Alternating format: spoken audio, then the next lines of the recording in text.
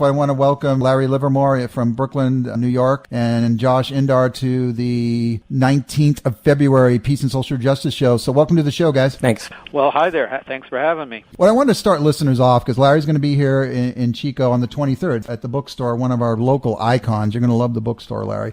But I wanted to just kind of recreate something. So Josh had kind of reached out to me and said, hey, why don't I come by and give you Larry's book? So Larry, I'm just going to tell you either real or imagine. I'm looking at Josh's face going, this must be a really good book. He's like, you're going to read this thing.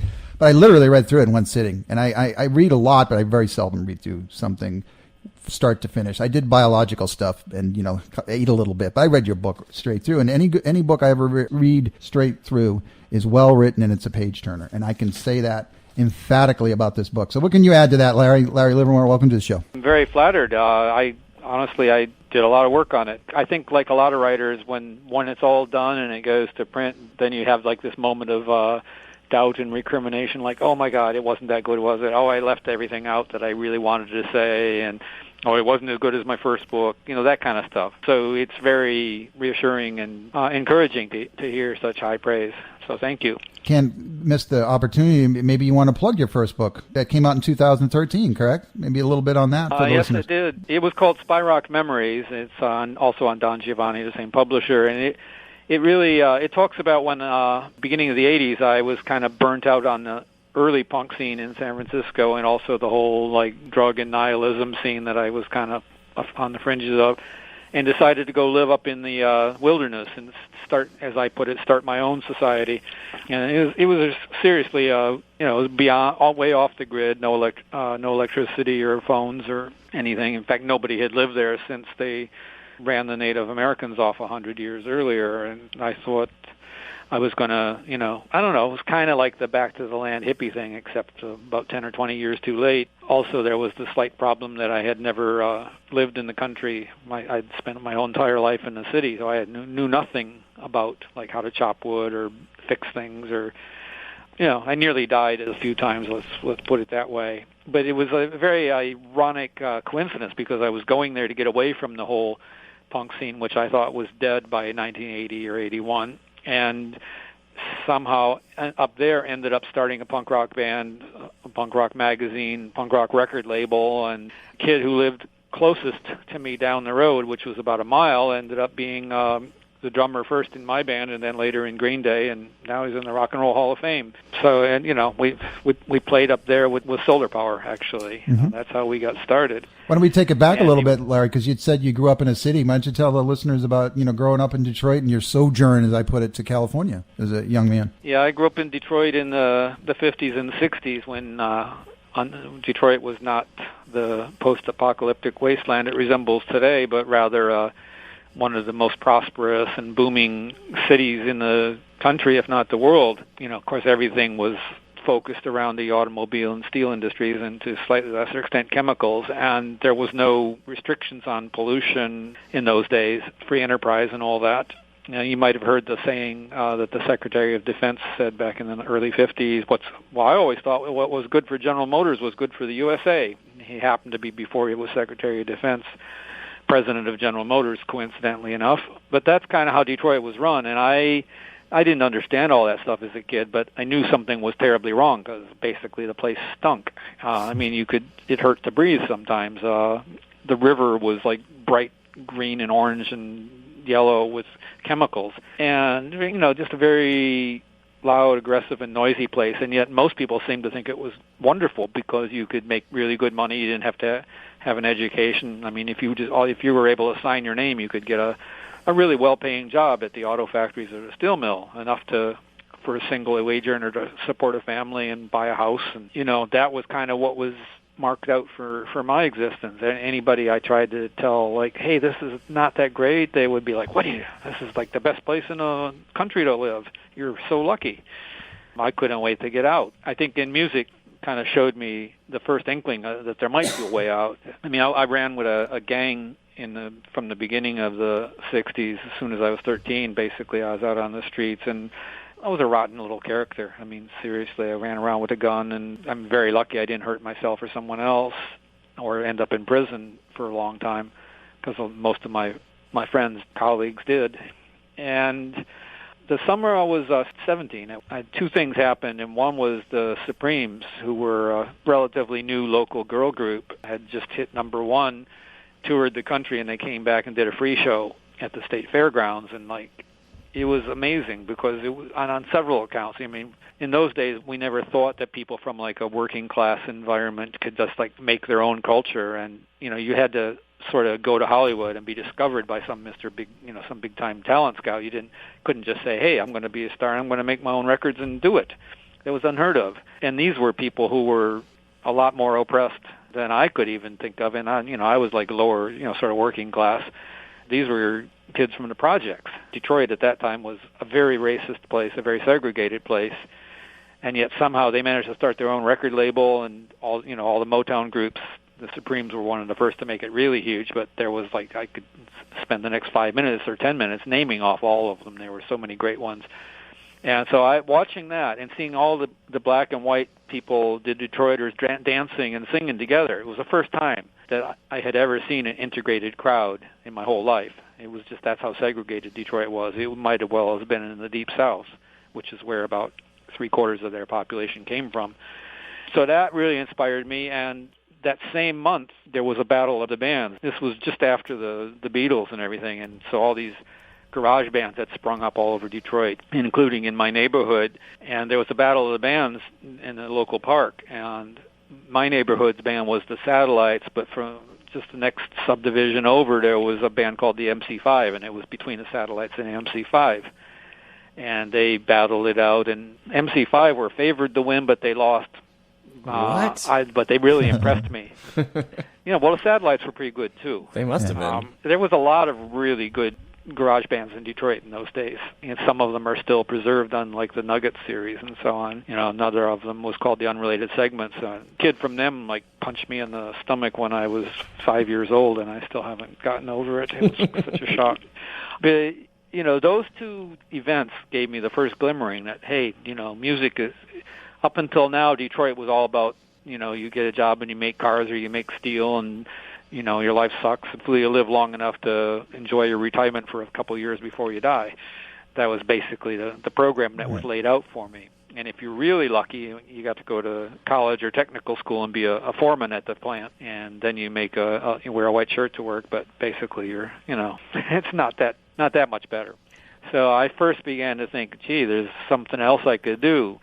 But I still had a couple more years before I broke out of the whole sort of hoodlum gangster. Well, we were called greasers or trolls back then in Detroit. And from there, I went into the hippie scene. After I had a very close call in which everybody in my gang got locked up except me, I kind of started experimenting with sniffing glue and cough medicine and other kinds of drugs because the regular hippie ones weren't available yet back then. And at least not in Detroit. I write about it in a book. There's no other way to describe it, but a spiritual transformation while I was sniffing glue and listening to this new Beatles record. And I kind of left my body and was watching myself lying there with a paper bag, and I was like, wait a minute, we're all one with the whole universe, blah blah blah. You know how hippies talk. Except I was Beatles music will do that to you. Yeah, but I had no idea why. It's just all of a sudden I was like, oh my God, there's this war going on the other side of the world, and it was hurting me. Up until that time, my gang had all been we were the kind of people that would go beat up the hippies that were protesting the war because they hated America. And just instantly, in a matter of minutes, I said oh my God, the war's wrong. It's terrible. We got to stop it. It's hurting the earth. And within days, I was in New York City for my first Vietnam demonstration. I heard Martin Luther King speak and Benjamin Spock, and it was the beginning of me turning into a complete hippie idiot. I mean, I'm not saying that I supported some good causes. That's true, but I was still just as big of an idiot as before. I just had shifted my allegiances to a better side. Only a true hippie is smart enough to know they're an idiot, Larry. So there's some intelligence there. I spiraled down into lots more the following year, the marijuana and the LSD showed up. People from California brought it in, and I started taking all of that and got loonier and loonier. I would be stopping people on the street, here, have a flower. And they'd be like, get away from me. I'm like, what? Don't you support peace? What's the matter with you? Are you fascist? The aggressive hippie. I mean, I kind of was the same kind of hippie that I was a greaser, And this lasted until not that long before I came to the attention of the police, and they came and arrested me, and unfortunately had a lot of drugs on me at the time, and so I had to go on the lam, as they say, and that's how I found my way. I first went to New York, then to Ohio, then to California, and that's my first experience with California, was hiding out from the cops. Larry, I was going to ask you about your transition from hippie to punk, but it sounds like you were like a punker in like a hippie. Hippie I was guys. just talking about this with Aaron Comet Bus just the other night, actually. I'm sorry, your listeners may not know who Aaron Comet Bus is, but he's a great writer and musician who's also from the East Bay scene. Crimshrine and Comet Bus fame. Yeah. Crimshrine, Comet Bus, yeah. Anyway, I was talking to him about it, and I says, looking back at the late 60s, I mean, like our version of hippies looked and acted almost identical to punks. When we were squatting, we were like shoplifting, we were like breaking things, we were like, we had the same like ratty old army jackets and the spiky hair, and I had 3 different colors of hair, which actually got quite a bit more attention in 1967 than it would 10 or 20 years later. Not positive attention for the most part. And yeah, there was not that much difference, which was why, fast forwarding to the 80s when the hippies were like, oh, we hate the punks, and the punks were like, the hippies, they should all be killed. I was like, you guys are not that different. And it certainly was the case for me. Yeah, I mean, I was living in abandoned buildings on the Lower East Side. There was like 14 of us living in this house in West Berkeley. So yeah, it wasn't that big of a transformation. I did feel like it was by the 70s, like the whole hippie thing had become institutionalized, and it did get kind of gross. A lot of hippies had achieved considerable success, like especially through drug dealing or being rock stars or doing hip businesses, and we're moving to Marin, and they would like say that if you didn't have as much money as them or a nicer house, that your karma was probably bad, and it wasn't that you needed to get in tune with the vibes and stuff, and that kind of stuff got kind of gross. Wasn't that when the whole spiritual awakening thing was going on with everyone was kind of instead of trying to find themselves or whatever, they're like, oh, we're going to find God now, and Est came about, and all these cults. The 70s were called the Me Decade. Yeah. And one of the most representative aspects of it was right at the end of the 60s, beginning of the 70s. Most of the really great bands started breaking up, and people started having solo careers. I mean, like the Beatles being the most obvious example. Like, each of the Beatles went on and did solo stuff, and none of them were nearly as good as them together. And when the hippies were at their prime, it was when all different kinds of people came together in a common cause. They didn't necessarily agree on everything, but they worked with each other. And then, in the 70s, no, I'm just going to find myself. It was all about me. And the decade just got grosser and grosser. They invented leisure suits and polyester and Quaaludes, and it just I spent the 70s constantly looking for something new and exciting. Like, my own transition was basically from hippie to glam rock to sort of art rock, and then finally punk rock. So basically it would be represented by David Bowie to New York Dolls to the Ramones, sort of that progression. And well, Iggy kind of came before any of that. Iggy was another one of our locals back in Michigan. So for listeners just joining in, we're real blessed to have interviewing Larry Livermore. Larry's an author, a storyteller, a punk, a hipster, a squatter, and an activist. You're a lot of things, Larry. But the biggest thing is Larry's coming to Chico on the 23rd. I'm here, also joined in the studio, kind of doing the interview with me is Josh Indar, who was in the band Black Fork back in the East Bay days at Gilman. But I'd like to kind of transition to your book, Larry. I haven't even said the name yet. How to Ruin a Record Label. Or How to Run a Record Label, We just put the I in as an afterthought. There you go. I see that. I like that. It depends how you look at how to run and how to ruin. But yeah, I did both. I did both. I ran it pretty well for a while, and then not so well. Well, how did it get started, Larry? Why don't we jump into the book, your wonderful, wonderful book I spoke so highly of? Yeah, I could trace it again, almost everything. I mean, moving up into the wilderness up on Spy Rock in the beginning of the 80s was one of the craziest and most pointless things I ever did on paper or in theory, and it turned out to lead me to everything else that would happen. And, once I got up there, I started to Lookout magazine, 4 sheets of Xerox paper at first.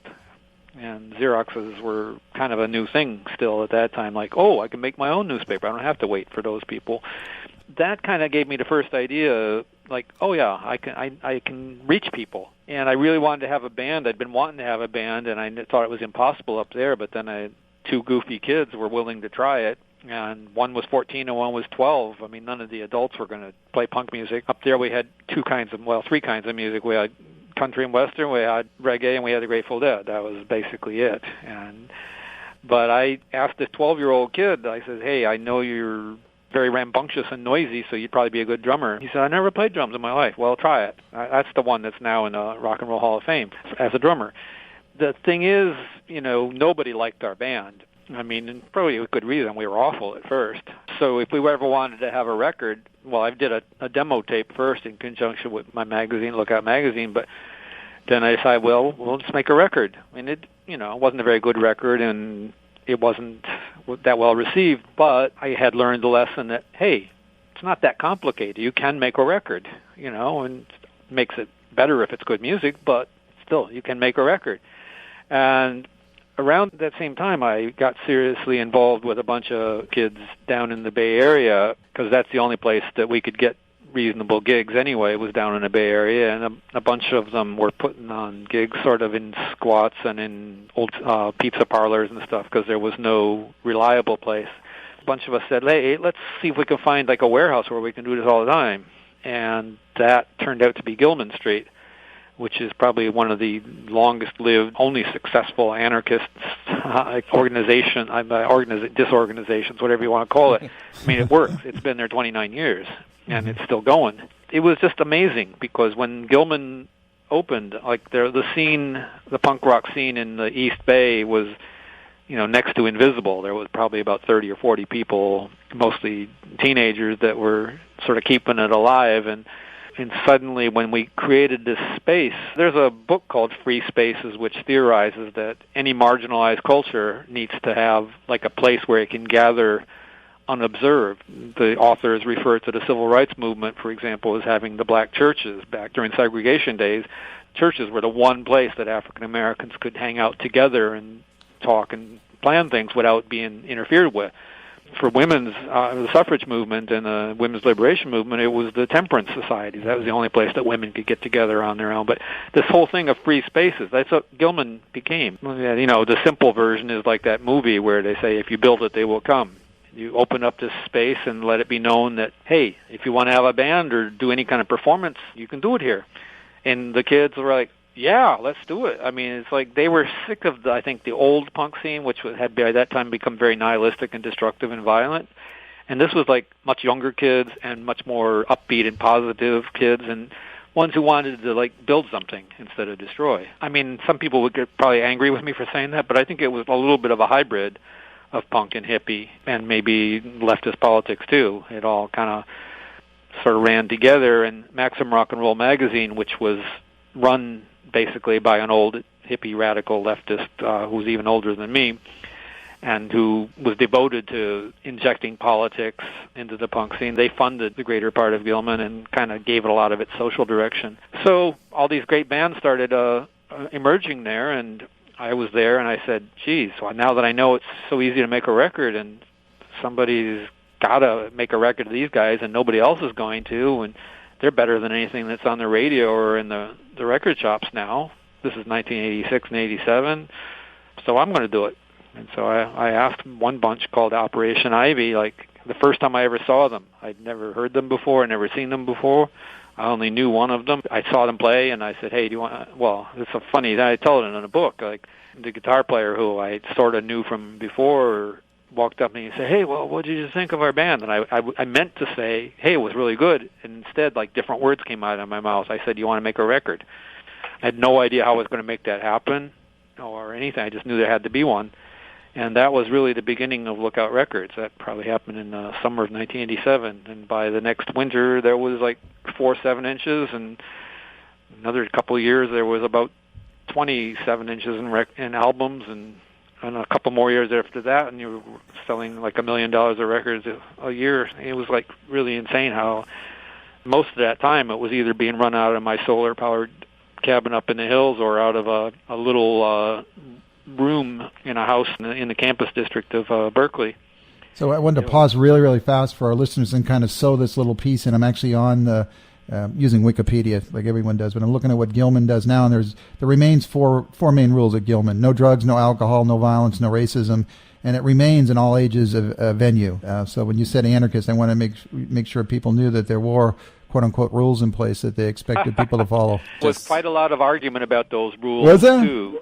Oh, geez. We used to have meetings every week, sometimes twice a week, where we would sit there for hours in debate. Like, yes, there were certainly people who said, that's not punk. You can't tell people they can't drink or they can't fight or whatever. Or they can't wear a swastika armband or something like that. Yeah, and there was others that say, look, this is just what we need to do if we want the place to exist. For instance, the whole no alcohol or drugs was not because it was like a straight edge cult. It was because we knew that was the only way the city would give us a permit to operate. But the no sexism and racism stuff, I mean, that was just, I guess, common sense. I mean, to pretty much all of us who were involved, it was like, well, of course we don't want to have a place where that kind of stuff is allowed or flourishes.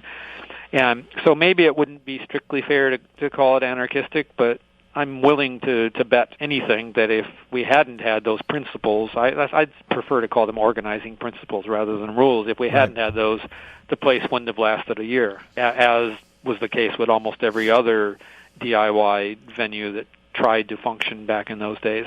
There was such a beautiful venue from all I can see from outside looking in, reading this book and other research of just allowing youth to kind of be in a space and be who they are. And I understand, Josh, you met your wife at Gilman. That's right. We met there. Robin doesn't remember it, actually, which is, kind of humbling for me. But I mean, I met all of my friends at Gilman. It wasn't just Robin. It was everyone. I think that I met Chris Applegren there. Maybe the first show I ever went to was a Green Day show, and I think he was there selling Lookout Records. And actually, Josh, I hate to correct you, but you didn't meet Chris Applegren there. Oh yeah. Oh, was it at No, Kinko's? you met him at Kinko's. I think I might have bought a record from him first. I'm not sure. Oh, you might have. Well, no, yeah, you might be right there. But Chris and I were working on some project late at night at Lookout, which was my room, and we needed to get some Xeroxing done. And Chris says, "Hey, there's this cool new punk kid that moved here, and he's working at Kinko's, so we should go look at him or say hi to him or get him to Xerox some stuff for us or whatever." Yep, I gave away a lot of copies from that Kinko's. But statute of limitations, I can say that. I thought that's how we met, but it's how I met you anyway. Yeah, I think that's definitely how we met. What you're saying about Gilman, I mean, I'm pretty sure you're not the only person to have met his wife or husband or partner or whatever there, and all sorts of relationships formed there, all sorts of bands. Like people would be just sitting on a sidewalk out front and say, "Hey, you know what? We should have a band that does like a cappella, all-female rap," and somebody else would say, "Yeah, that's a good idea," and then suddenly we had the Yeasty Girls. Why don't we transition a little bit to the growth about, how Lookout Records grew and some of your growing pains, and maybe transition a little bit into your most famous band that sprung out of Lookout Records and how you're called the Green Day guy. The whole connection to Green Day, who, as I noted, were originally called Sweet Children, came about when our drummer, Trey, told me, "Hey, I told the kids at my school we would play a party on Friday night up at this cabin in the hills." And I said, "Oh, okay." I mean, I knew it wouldn't probably be that great, but in those days we would play any place we could. And right before we were supposed to go up there, I got a call from this guy who we know as Al Sobrante, because he was from the town of El Sobrante. And he had been the drummer of one of our first bands, Isocracy, but they'd split up. And he said, "Hey, I got a new band. It's like these two 16-year-olds. They're not like really punk, but they're pretty good musicians. And I just wondered if you had any shows we could play." And I was like, "Well, all I know right now is we're playing this high school party up on top of a mountain. It's like it will take you 3 hours to get there, and the weather's lousy, and might not be anybody there, and there's no money." And he said, "We'll be there." As it turned out, the weather was lousy and only 5 kids showed up, and we had to break into the cabin because the kid who had the key didn't turn up. And it was like we had a generator to power the band, and we had everything else was candlelight. But this band, Sweet Children, the two 16-year-olds plus Al, who was, I think, 18 at the time, they played, and at first I was kind of like, oh, yeah, whatever. And then within, like, 2 or 3 songs, I was like, wait a minute, this is incredible. This is like, these guys are amazing. And this was maybe their 3rd or 4th show they'd ever played. And by the time it was over, I was just like, it was the same thing as that Operation Ivy experience had been a couple of years earlier. I just, all I could say was, hey, you want to make a record with you guys? And Billy, who was their singer, was like, oh, okay. And that was that. We recorded a 7-inch, and at the last minute they said, oh, by the way, we're not going to be Sweet Children anymore. We changed our name to Green Day. And I was like, that's idiotic. What are you talking about? Nobody's ever heard. Who in the hell's ever heard of Green Day? Sweet Children, at least a few people know you. Besides, we have to change all the covers and the record labels and everything. And he was like, yeah, but we changed. That's what we decided. So we put out that 7-inch. It didn't sell a whole lot at first, and Maximum Rock and Roll didn't like it because it was too pop, and they wouldn't let him play at Gilman even at first. But after a while, they relented, and a year later, we put out an album for them called 39 Smooth, and that was their first, that's went on to sell 1 million eventually, but it's also was what made them eligible for 25 years later to be inducted into the Rock and Roll Hall of Fame. And so that was the beginning. We worked with them for 7 years, and was it 7? 6 years, sorry. And then they, basically 6 years. Wow. And then they signed to Warner Brothers and put out a record called Dookie, which sold 20 million, and kind of suddenly made the whole world aware of the East Bay, which up until that time had been kind of an obscure backwater, which the San Francisco sophisticates like to dismiss as East Berlin. And suddenly we were a center of the next big thing, and everybody from all the record labels was there, like, oh, who's the next Green Day? Who can we sign now? And our sales at Lookout went from, well, let's put it, here's one way to put it. The very first year in 1989, when we put out an Operation Ivy album, it sold 2,000 copies, and that was amazing for those days. We were so happy. In 1995, when Green Day was at its peak, Operation Ivy was selling 2,000 copies every week. Wow. And they had been broken up for 6 years already. I didn't want to miss the point for listeners going, I'm going to make it big quick, but I really thought that was an interesting backstory, Larry, how Green Day releases that 7-inch, doesn't do so well, and they don't even let them play at Gilman. It's like, oh my God, it's like Einstein dropping out of class in college. It's like, that's amazing. It's a little bit like that. And, yeah. I think that they still feel a little bit bad about that. I know that Billy has said some less than flattering things about Tim Yohanan, who was the guy who was basically who had the main say over Gilman at that time. And Tim is the one who said, "Nah, you guys, you guys can't play at Gilman. You're too pop." Mm-hmm. Yeah, amazing. Do you think that was maybe the start of the whole Tim Yohanan kind of taking shots at Lookout later, or did he just kind of go nuts? I don't think that was necessarily the beginning. I mean, Tim was very uncomfortable about anything that got too popular, or yeah. He didn't really say anything bad about Lookout for some time after that. And I mean, when he and I really fell out was when I tried to organize a protest against him kicking people out of the magazine for not being sufficiently left-wing or pure in their ideology. Like one of the co-founders of the magazine, Jeff Bale, mm-hmm. had become a bit, Tim called him, said he might as well be writing for the Republican Central Committee, which was ridiculous. He was just sort of a moderate Democrat, basically, but that was not left-wing enough for Tim. But Tim was deeply suspicious of anything that was successful, which is ironic because Maximum Rock and Roll itself was extremely successful. Everybody volunteered to work mm-hmm. for the magazine for free, and they sold the magazine very cheap, and they sold ads very cheaply and made a fortune, but they gave away a lot of the money.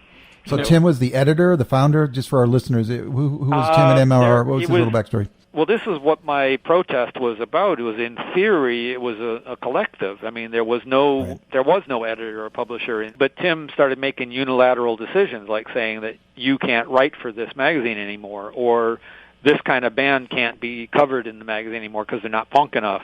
And I said, wait a minute, we've all been working for this magazine for free for these years because we believed it was a community institution that belonged to everybody and gave a voice to everybody. So, and nobody appointed you editor or publisher. The original collective was like about 7 people. Gradually over the years, Tim, by being the most committed and most constantly there, rose to the unofficial editor-publisher.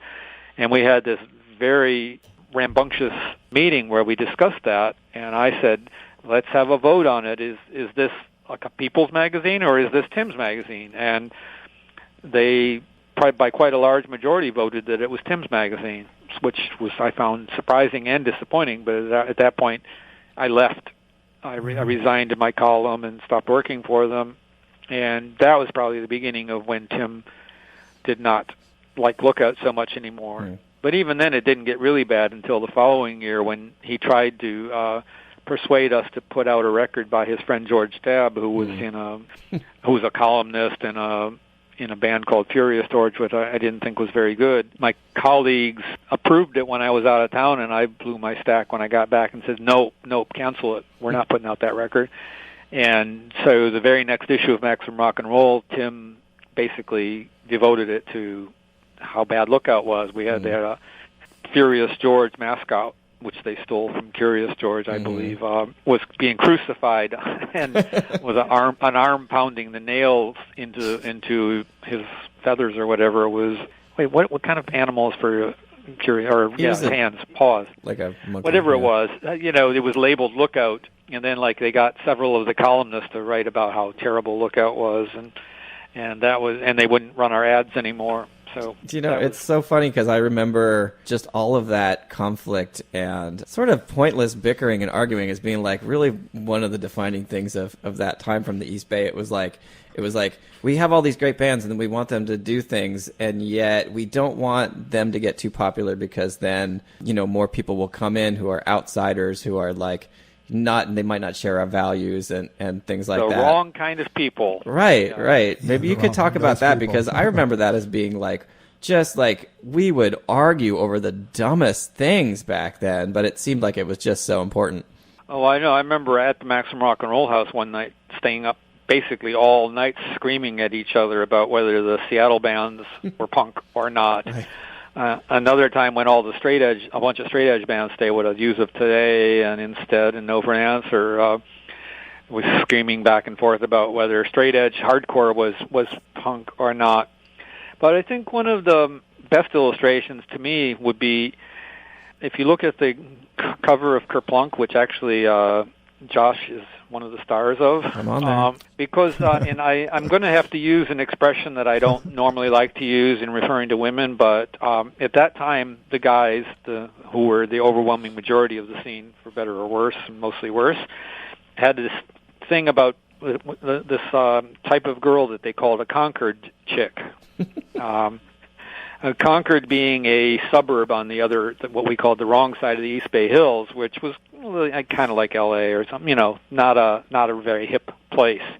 But when Green Day started getting popular, even when Op Ivy to some extent too, these girls from the suburbs would start coming and hanging out in front of the stage and dancing instead of slamming in the pit. The punk boys often got quite angry about this. They're ruining everything, all these Concord chicks. And it was kind of, I don't know if I would call it completely sexist, but it was, it was kind of. It was sexist. It was pretty bad. But it was also a culture clash. They're no, you're supposed to run around in circles in the pit and hit each other. You're not supposed to stand there dancing. And they even made up this Benicia Concord dance where you flop back and forth and called it the trout dance, which is what these girls supposedly did. Well, the concept that we came up with for the Green Day album was one of those kind of girls, only with a gun in her hand, smoking, coming from the barrel, and a dead punk boy on the back, which Josh was kind enough to model for, although I don't know if he was asked. I was not asked. I saw it and I was like, oh my God. And that was, that kind of summed it up. Because I had these kind of conflicts myself. I knew that as we were doing a good job of getting records out to the public, that we were bringing in all these people. And I, as much as other people criticized, I criticized myself too. I seriously considered at one time closing Lookout down, like about 1990, because I could almost, tell this was going to happen. And do I want to destroy everything that I thought was so awesome, or is this just part of the circle of life? And what I finally ended up deciding, this is when I still lived up on the mountains, and I spent a lot of time watching trees and bushes and flowers and nature and stuff, just sort of observing. And I thought, well, every year, these trees come out and they put out all these amazing blossoms and leaves and stuff, and then they shrivel up and go back into the earth and do it all. And they don't say, oh, I'm not going to put out any leaves this year because it'll probably just become too big of a thing, and they're all just going to rot and die anyway, so to hell with it, I'm just going to take the year off. I mean, they don't do that. And that's kind of, it might sound weird, but that's kind of why I said, yeah, I'm just going to let Lookout develop and go, let it flower, and see what happens. But I seriously came pretty close to saying, it's big enough, I'm going to shut it down. And I think the maximum rock and roll sort of super ultra punk kind of view would have been that I should have shut it down. Mm-hmm. Okay. When did it peak, Larry? What years you consider the peak? Well, for me, the happiest, most productive time was probably about 92, 93. By that time, we were making a good income and being able to pay royalties. Actually, we didn't do royalties; we did profit shares to the bands, and but yet we were still able to handle. Just the three of us were able to handle the whole thing out of my little 12 by 12 room without any great stress. And we could go to shows and ride bikes around town. It was just a lot of fun. By 95 was like the commercial peak. I think 94 we sold $3 or $4 million worth of records, and 95 $10 million worth, and and then we moved into like a proper office, and everything just went into a whole different world. And everybody was congratulating me everywhere I went about, oh, you're such a success, and I was like, whatever. I was pretty mopey about it. I was not enjoying it anymore. I did not like sitting in an office and having a secretary screen my calls and asking me to make important decisions all day long and stuff. Did you feel like the money kind of ruined it? No, I think my unpreparedness ruined it more. No, the money didn't have to ruin it. It's a challenge. But lots of things are challenges. I mean, lack of money can be a challenge and ruin things too. It was more that I kind of got disconnected from my roots. One of the things I regret most. I mean, I think it was done with good intentions. Like I felt like I didn't have the right to be the boss. That I wanted to have it be more of a collective. So, like Chris and Pat, who had been my employees for quite a few years, I gradually made them partners and started giving them more say-so in every aspect of running the company. And then when Chris's girlfriend's later wife came to work there, she sort of took on that role too. And it's not really anything against any of them. It's just that, different people have different talents. They were very good, for instance, like Chris and Pat were genius artists and good at lots of other stuff too. But it seemed like my particular talent was picking the bands that would do well, and also I was pretty good at budgeting, like knowing which ones would sell a lot and which ones would sell a few, and then budgeting accordingly. Like we could put out bands like that were only going to sell 1,000 or 2,000 and still do fine as long as we didn't spend a ton of money on it. And some of the other people that I kind of let take over didn't have that knack. They were kind of just like, oh, whatever, if I like it, it'll probably be popular. Or if I like it, and we spend a whole bunch of money advertising it, then it'll be popular. Mm-hmm. And it doesn't tend to work that way. And so that's when things started going the wrong way. But I really hated to tell people no, and I really hated to say, no, you can't do that. I mean, that Furious George episode I referred to as one of the first times I put my foot down and said, no, that sucks too bad. You can't put that record out. It was like, constant pressure from everybody else wanted to do different things that I didn't necessarily think were good ideas. And then once we had all that money coming in, a lot of the bands also said, well, now that you got all that money, then you should spend like way more recording us and let's do a sponsoring triple us on tour. And, yeah. Yeah.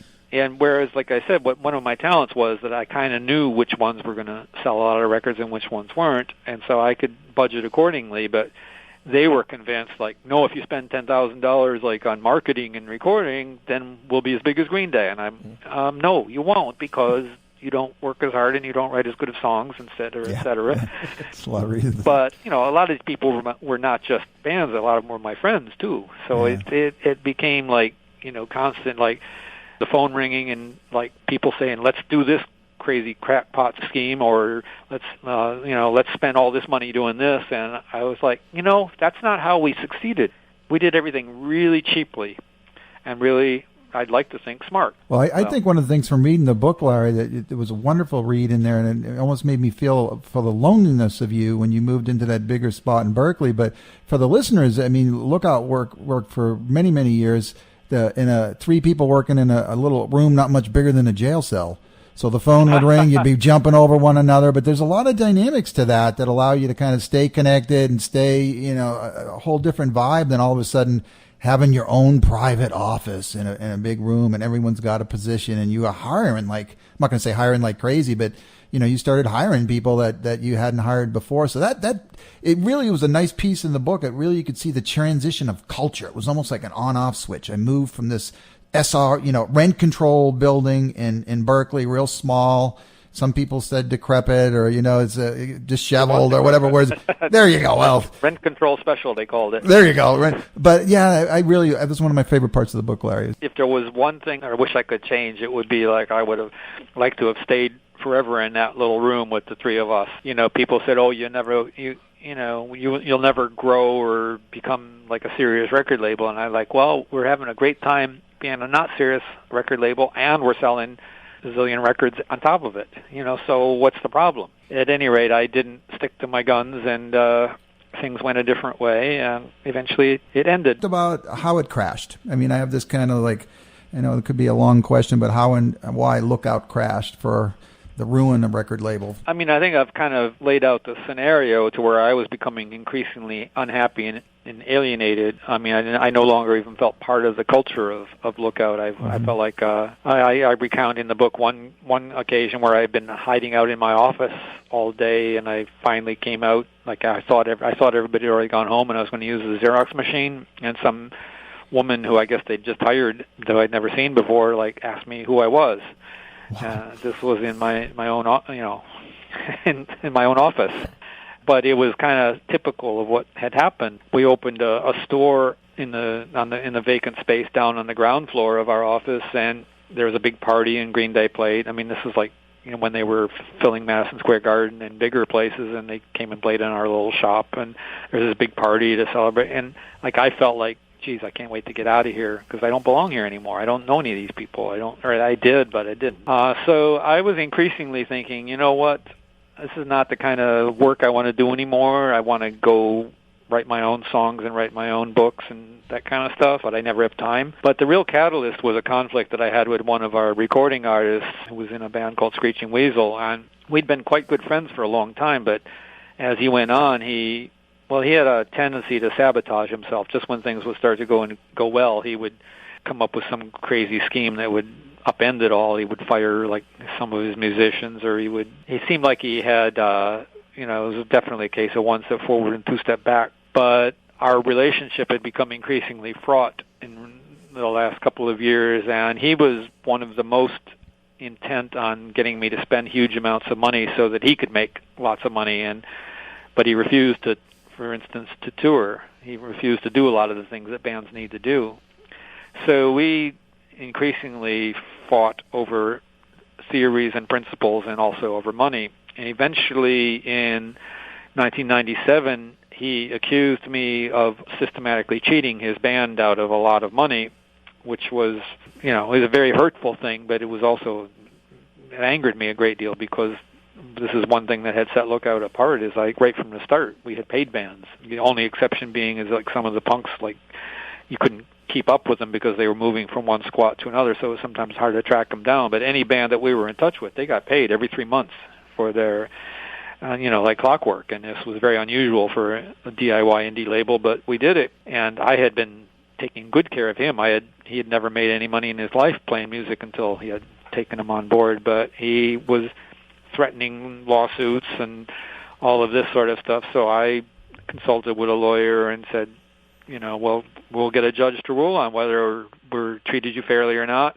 And that's when we had a fallout within Lookout. My friend and partner, Chris Applegren, decided that we shouldn't pursue this and we should just give in and give the fellow from Screeching Weasel let him have his way, which would mean paying him a lot of money, giving him back his records, and to be fair, we would have had to give a whole lot of money to all the other bands to equal what we had given them.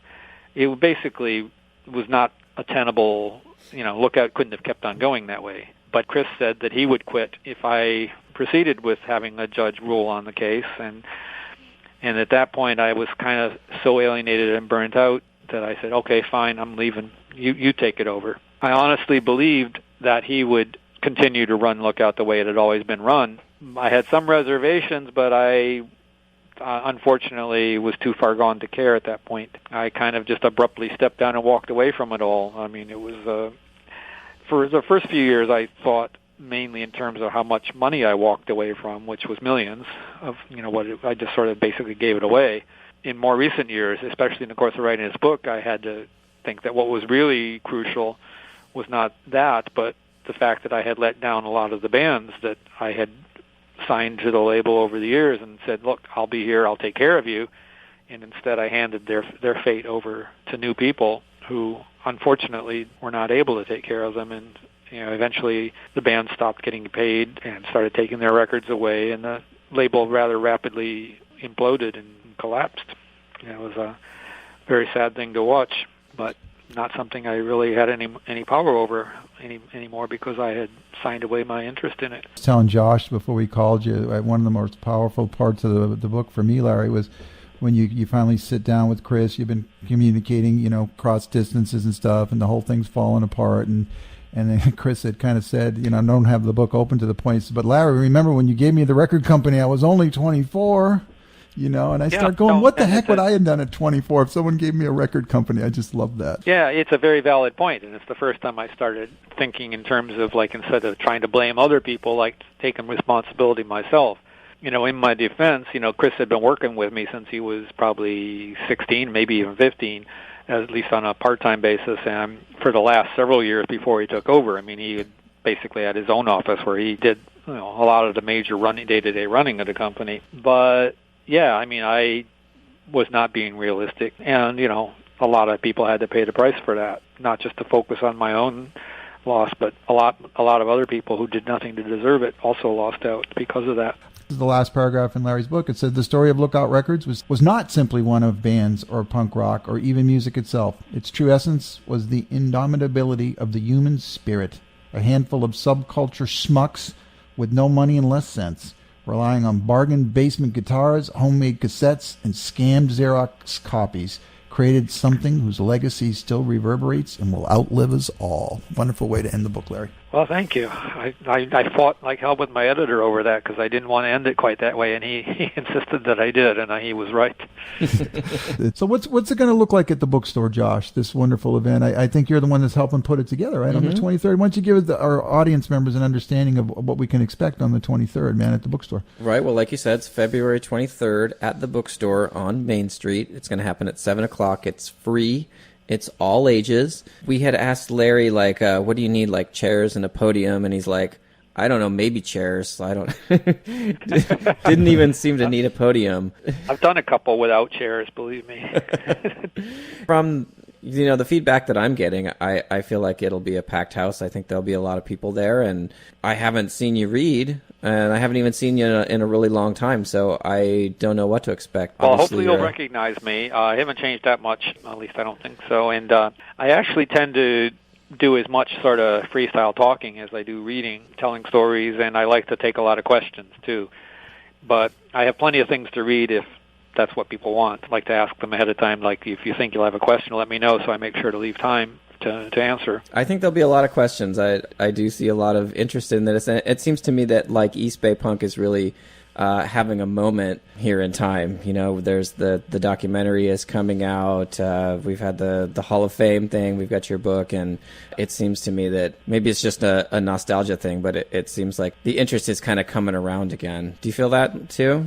One of my old sayings is, like Karl Marx said that, or was it Marx or Hegel? One of those guys said that everything in history happens twice. First is tragedy, and then again it is farce. Mm-hmm. And I kind of made my own corollary to that about in the arts everything happens twice also. First as culture, and then again as commodity. And kind of like, recently, like the old punks from the original first wave of punks have like been suddenly cashing in big time, and it's not because like they're suddenly being like sellouts or anything. It's just because now a generation is getting older and has money and says, "Oh yeah, that stuff back there in the '70s was pretty good. I want to buy books of it and box sets and coffee table books." And yeah, I think the East Bay is starting to reach that level too, and I'm diminishing it. I mean, I wanted to tell this story years ago. I just wasn't ready. I tried to write the same book like 10 years ago, and it just was kind of stillborn. Mm-hmm.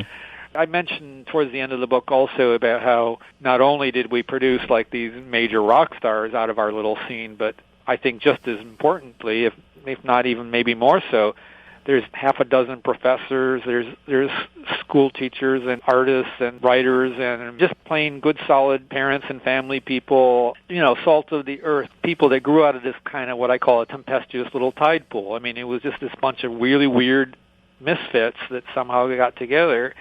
And now, amazing number of those people are doing major things in society. And I know punks aren't supposed to like society, but I kind of do, because I think, it's the expression of what humans do together. Mm-hmm. Exactly, because you mentioned at some point towards the end, it really riveted for me. It was obviously my words trying to remember, but it was like, it was all about giving these young people a space that they could just be who they were, man. There's nothing more than that. I was a 16-year-old runaway, Larry, and I tell people, I work with the folks that are experiencing that now as a 50-some-year-old, and I'm kind of like, hey, man, these kids just want their identity, man. They just want people to know who they are and respect them for who they are. And I really got that throughout the entire book, man. That's one of the things I loved about it. There was a 50-something guy who's the father of Kamala, who's one of our scene, and he made the speech at the city council that I felt turned the tide when he said, don't give up on these young kids. They're part of Berkeley's tradition. Towards the end, I also say that, my whole guiding principle was to create this place that would show that ordinary people, given half a chance, could do extraordinary things. That was my heritage from Detroit. That was the kind of town that got no respect, but we did stuff. Now everybody knows. And it's kind of amazing too. I really feel like just the impact of the East Bay scene. Not only did it really save punk from, like you said, just being this sort of nihilistic drug zombie land, in a way it infused the culture with this DIY ethic that really wasn't there before. And the whole, the operating principles of Gilman, I mean, that has really taken on a life in the culture, especially, in the subculture that really didn't exist before, to my knowledge, Yeah. No, I travel a lot. There's things like that springing up everywhere. Mm-hmm. So it's kind of a whole new model designed for living. Those values are the core values of this subculture now. And that's really what's helped keep it alive. And I feel like it's really helping not just like us sort of in this subculture, but it's really like lifting that up into mainstream culture. And that's going to be really important moving forward. Thank you. I'll let that sum it up, because actually I do have to get going now. Yeah, thank you for going over a little, Larry. I didn't want to stop because we got some really good stuff. And I just wish you safe travels and can't wait to meet you, Larry Livermore. Okay, thanks you so much, Bill. Thank you very much, Josh, for putting this together, and I really look forward to seeing everybody in Chico. Yeah, we look forward to it too, Larry. We'll see you then.